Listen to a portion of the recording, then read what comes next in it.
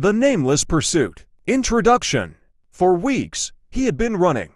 From what he couldn't say, something unseen hunted him, lurking just beyond his senses. The feeling gnawed at him, a constant whisper at the back of his mind. He never saw it, never heard it, but he knew it was there, watching, waiting. The few towns he passed through had been no help. The moment people laid eyes on him, their expressions shifted from curiosity to fear. Doors slammed shut, mothers yanked their children inside. Whispers filled the air like a rising storm. He's cursed. He brings death. Stay away. But why? His name, his past, everything felt like smoke slipping through his fingers. He didn't know who he was anymore, only that his feet had to keep moving. Now, after days of wandering through a barren landscape, his path led him to a dark silhouette in the distance, an ancient, crumbling castle standing alone in the vast, desolate moor. Something inside told him he'd been here before.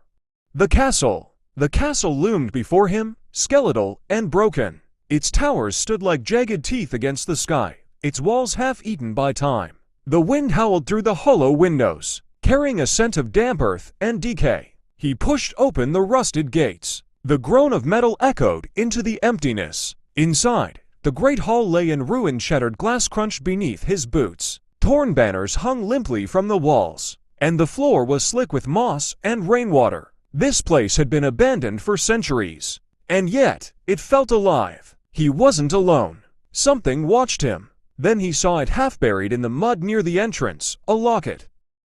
The locket. He knelt and pulled it free, mud slipping between his fingers. The locket was old, the gold dulled with time, but something about it called to him. With trembling hands, he pried it open.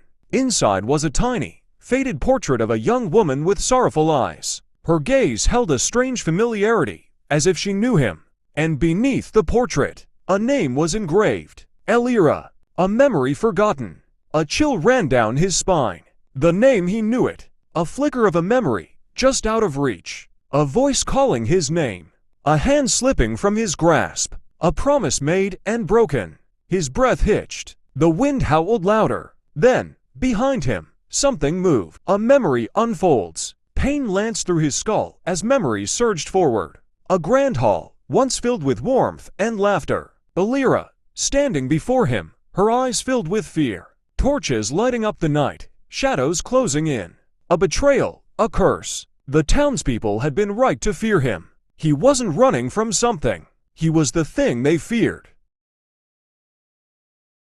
The reflection.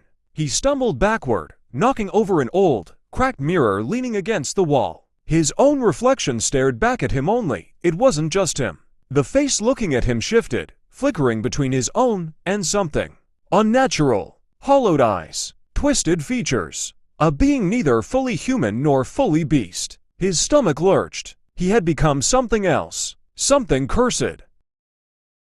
The choice. The weight of the locket in his palm was unbearable. If he could remember Elira, perhaps she could remember him too. Could she break this curse? Or was it already too late? The storm raged on, wind and rain hammering against the castle walls. He had a choice: continue running, or turn back and seek the truth. The answer lay with Elira. But would she welcome him, or fear him like the rest? What would you do? Would you search for Elira, or keep running from the monster within?